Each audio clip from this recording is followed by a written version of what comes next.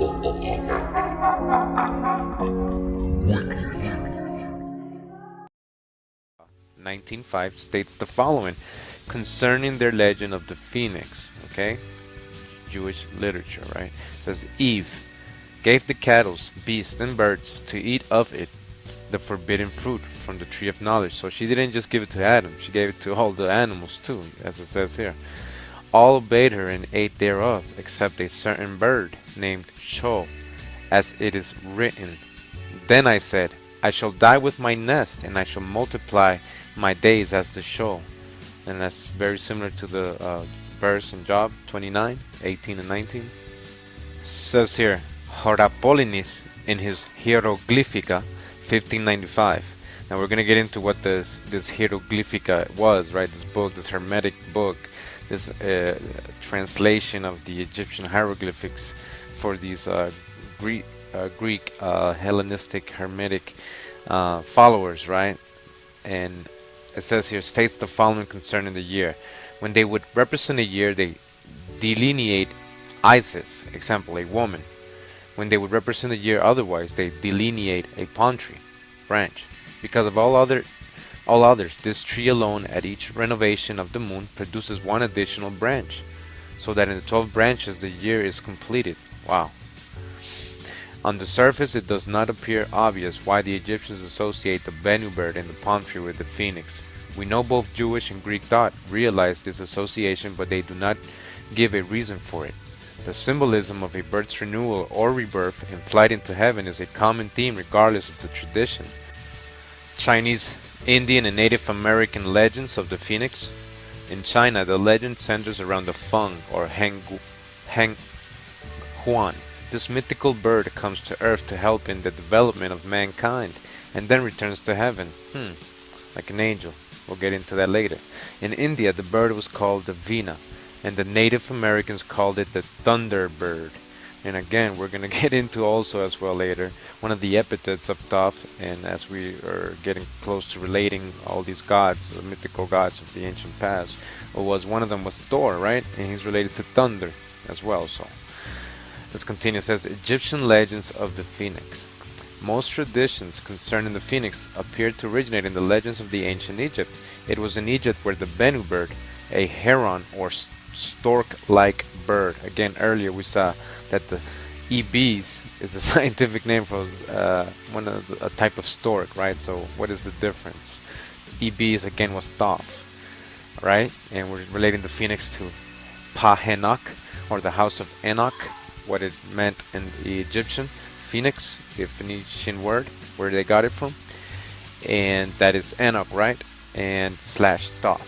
So again, let's continue. It says, and the palm tree are first associated with the phoenix legend. Interestingly, a palm tree or palm shoot is the hieroglyph for 365-day year in ancient Egypt. Horapolinis in his Hieroglyphica 1595 again states the following concerning the year. When they would represent a year, the daily Isis. Okay, so we already read this right before, so that's from the hieroglyphic. As you can see right here towards the right, the palm tree, the hieroglyph, the symbol used for the year in ancient Egypt. You can see what it looks like. So again, we're going to start seeing all these images again. We're going to go into the hieroglyphica, and we're going to start seeing how it all relates to alchemy and these teachings that they were transferring from Egypt to Greece, right, and from there to Rome, and continuing to create the religions that we see today. For example, as it says here, symbols and logos, the double-headed phoenix of Hermes. Again, Hermes slash Thoth, right? The story of the phoenix comes from the ancient Egypt during the origins of the legend of Hermes. The phoenix is said to rise from the flames and ashes of its own burning death. The phoenix symbolizes transformation of consciousness that comes from dying and being reborn, much like the Christian concept of resurrection or the Eastern idea of reincarnation. You hear that? Where we start hearing about the idea of resurrection.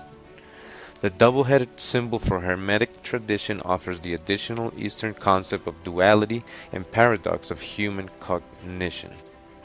As 33-degree Freemasonic author Manly P. Hall said in his book, The Phoenix, an illustrated review of occultism and philosophy.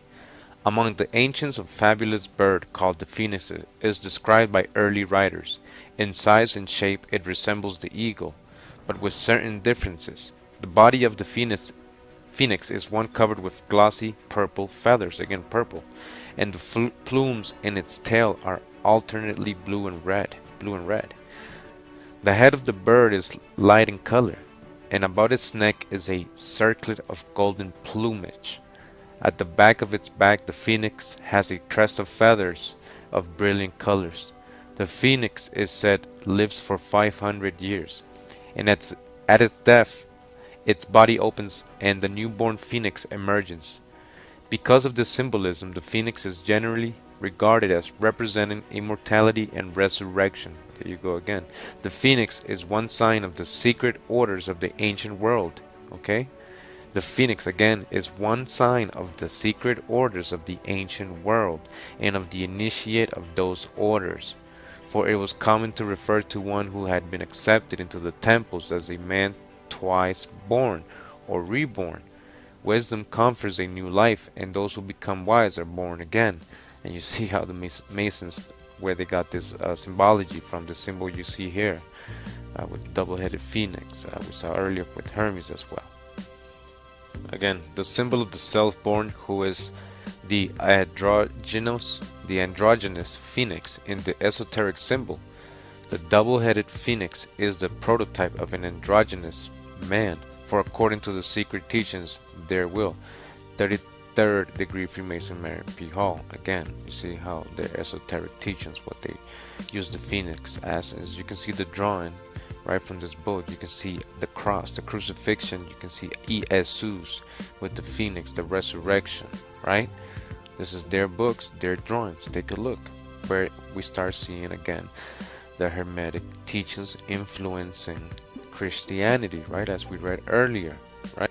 We'll be getting into Horus soon and how it relates to Thoth and the phoenix here, but as it says here, Horus the brave, the offspring of the sun, all glorious, whom the sun has chosen, and the valiant Ares Mars has endowed. His goodness remains forever, whom among loves, whom fills with good the temple of the phoenix. To him the gods have granted life. Horus the brave, the son of Heron Ramistes, the king of the world. He was protected king of the world, right? Who else is known as the king of the world? He was protected Egypt and subdued her neighbors. Him the sun loves. The gods have granted him great length of life. He is Ramistes, the Lord of the world. Lord of the world. Lord, remember what Lord means. The immortal, the obelisk of Heliopolis. Third verse. It says in the bottom there, continuing, the phoenix is one of the most sacred symbols of the brotherhood we know of as the Order of the Quest. It symbolizes the morning star, who is the son of the sun. Son of the sun? The sun, right? The sun, the second coming, the sun, the morning star. Who else is known as the morning star? Lucifer. Who was the shining one? The Bennu bird, right? The Bennu bird is a type of beast, right? Who is the beast? Thoth. And sounds like Iblis, another Satan in Muslim world. Morning star, we have the phoenix here, symbolizes the morning star, as it says here.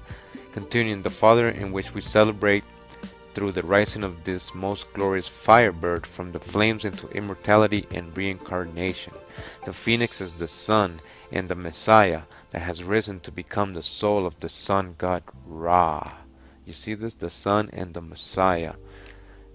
Wow, this is sounding very similar to something we know as Christianity, right? The beginning and what they follow, right? The Son, the Trinity, the Messiah that rises after 3 days of being dead, the risen, reincarnated, immortality. It says, we then find the phoenix with the Gnostics and then subsequently adopted as a symbol in early Christianity, that we now find today in the eagle of St. John, which is really the phoenix, right? It says here again, the eagle of St. John, look it up, which is really the phoenix.